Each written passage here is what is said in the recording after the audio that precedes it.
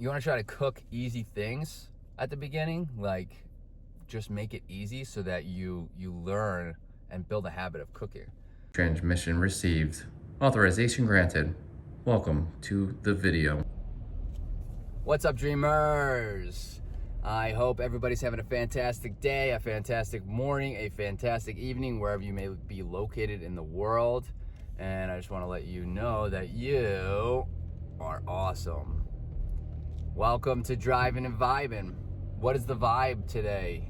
Today I want to talk about nutrition, a little more in depth. We're going to take another step forward in nutrition, what you should maybe try to eat for overall health and longevity and for game performance, and maybe some things that you should avoid, right?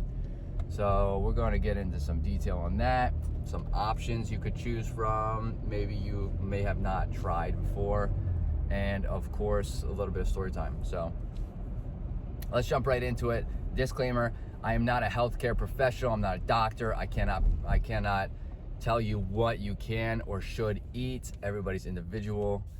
I go over that a lot, and everybody has preferences, allergies, and all of that stuff. So just make sure you take what I say with a grain of salt. It is information packed and anecdotal. So make sure if you have any questions about anything, or don't just change your full palate, okay, because of what I said. Just you kind of want to ease into things, right? Trial and error. That's kind of what health and wellness journeys are about, trial and error.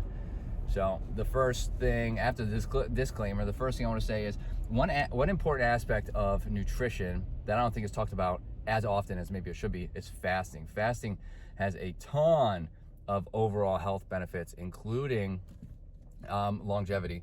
It can help regulate hormones, helps with your gut health, right? Which drives a lot of inflammation in the body, which comes from food, stress, all of this other stuff.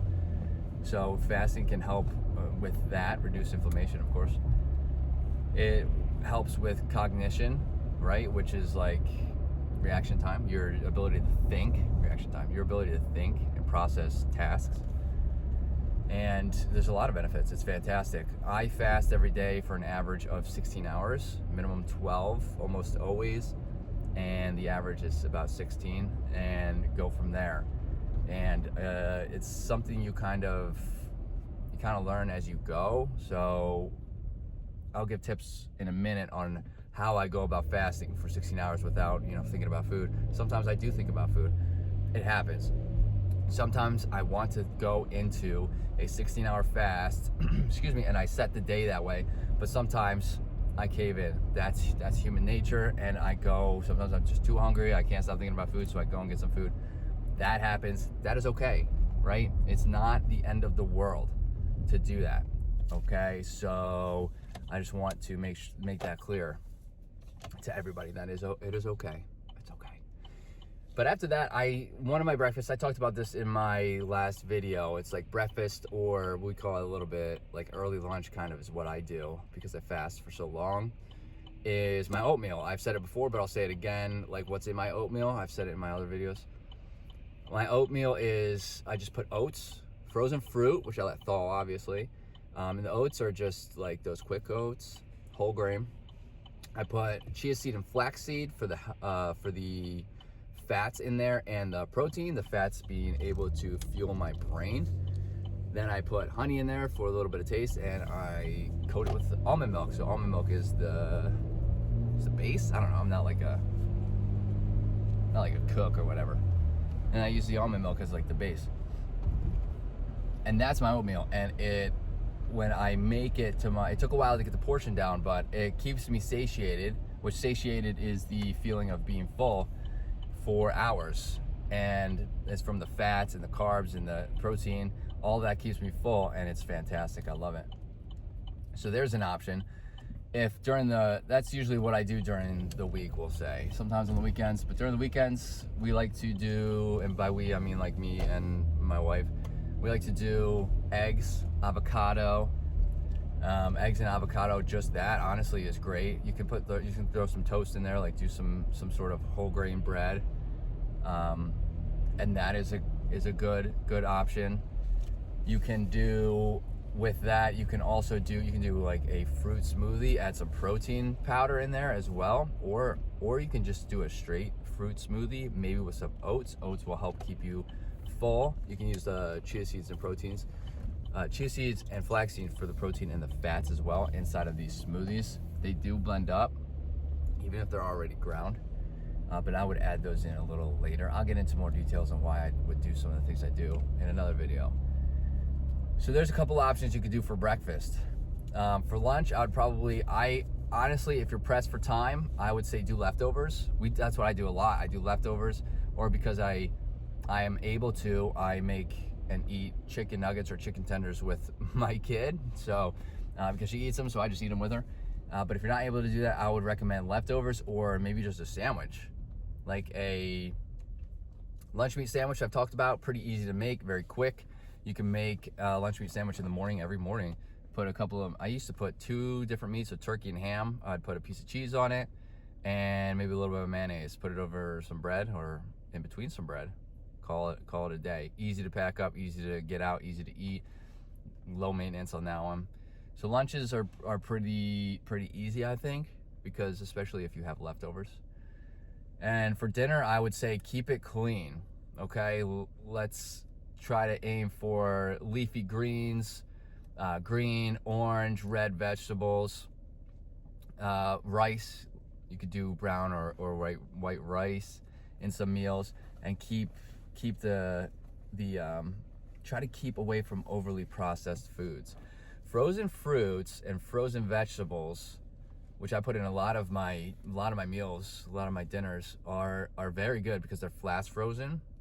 So this is some information that might not be known very much through it might not be known by a lot of people, that these fruits are flash frozen so quickly that the nutrients stays inside. So as long as you're not overcooking them, which you'll get used to, it's again trial and error. A lot of this stuff. As long as you're not overcooking them, a lot of that nutrients is going to stay in there. Whereas as opposed to these fresh fruit and stuff, if you don't cook them or use them as quickly as you get them, you might lose some nutrients in them. The nutrients starts to, kind of like fade away, for lack of better terms. So frozen fruit is especially good. One of the easiest dishes that I first learned how to cook is stir fry. I would put frozen vegetables. You could do a bunch of them. I would put frozen vegetables, a bag. I'd put a meat in. This isn't the order that I cooked it. I'd put a meat in there. So let's say I use pork. I'm in a huge pork mode right now. I'd put some pork in there, like ground pork. I'd cook that up. Then I would put the frozen vegetables in there. Let those, kind of unfreeze. That's what I do. You can put it in the microwave if you want to, and then put it in there. But I let it unfreeze in the pan. And then I pour the sauce in there. So you get a bottle of sauce that can come in the store. You can pour it over top of all this. And then I put the rice in there. Make sure you cook the rice first, right? While you're doing all the rest of this stuff. So there's 4 ingredients, right? A bottle of, and you can season the meat if you want to. A bottle of sauce, the meat, the frozen fruit, and rice. 4 ingredients, and it makes 2 servings at least for dinner, which I eat like 4 servings, and then lunch for the next day at least. I mean, it's very nice. So there's a good dinner option. That's the first thing I learned how to make, and then you kind of expand from there, right? You want to try to cook easy things at the beginning, like just make it easy so that you learn and build a habit of cooking. So I didn't really even get into things you should avoid. So maybe I'm not even gonna get into that this video. I don't want to drag it out. I'll make another video on things that maybe you should avoid. There's a lot of information. That's why I try to take baby steps in these videos for sure. So as you're watching, just like I've said in my other videos, taking baby steps is very important to your wellness journey, especially when it comes to nutrition. Nutrition, I feel like, is just so packed with information. I mean, it really all is, but nutrition is so all over the place, especially when you look online for information. I mean, it's tough. It really is. So I hope you got some information from this and enjoy, kind of what I do. And if you have any nutrition tips that you use, if you have any quick meals that you use, by all means, let me know. I would love to hear about them. I'd love to try them. If you like the video, hit that subscribe button and hit that like button, which is a heart or a thumb. If you want to, that helps out the channel. And yeah, I hope to see everybody in the next video. Later, dreamers.